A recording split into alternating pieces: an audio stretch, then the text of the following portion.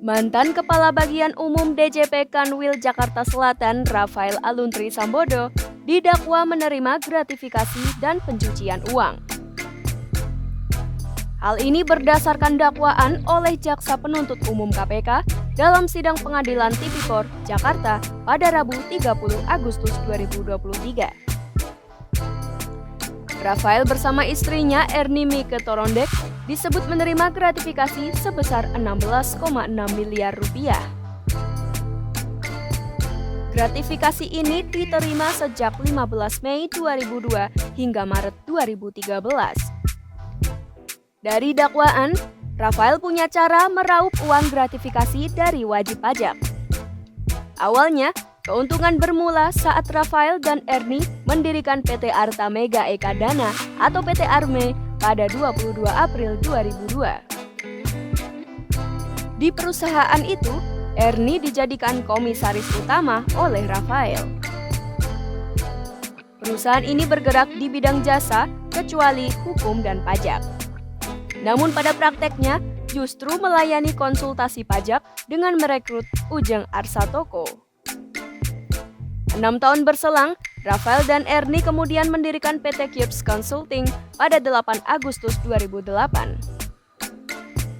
Lalu tahun 2012, mereka mendirikan perusahaan PT Bukit Hijau Asri yang bergerak di bidang konstruksi.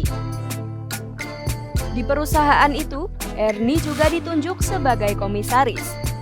Kemudian mereka secara bertahap menerima gratifikasi dari puluhan wajib pajak.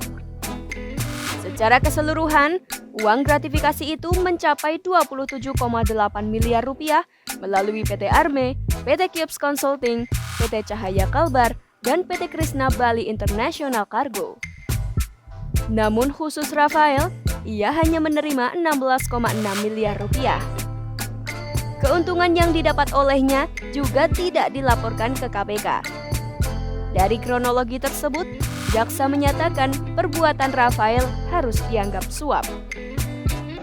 Haruslah dianggap suap karena berhubungan dengan jabatan dan yang berlawanan dengan kewajiban atau tugasnya, yaitu berhubungan dengan jabatan terdakwa sebagai pegawai negeri pada Direktorat Pemeriksaan dan Penagihan Direktorat Jenderal Pajak dan berlawanan dengan kewajiban terdakwa sebagaimana diatur dalam Pasal 5 angka 4 dan 6 Undang-Undang RI Nomor 28 Tahun 1999 tentang penyelenggaraan negara yang bersih dan bebas dari korupsi, kolusi dan nepotisme, dan Pasal 1 angka 25 Undang-Undang RI Nomor 6 Tahun 1983 tentang ketentuan umum dan tata cara perpajakan sebagaimana telah diubah beberapa kali, terakhir dengan Undang-Undang Nomor 16 Tahun 2009 tentang penetapan peraturan pemerintah pengganti Undang-Undang Nomor 5 Tahun 2008 tentang perubahan keempat atas Undang-Undang Nomor 6 Tahun 1983 tentang ketentuan umum dan tata cara perpajakan menjadi undang-undang.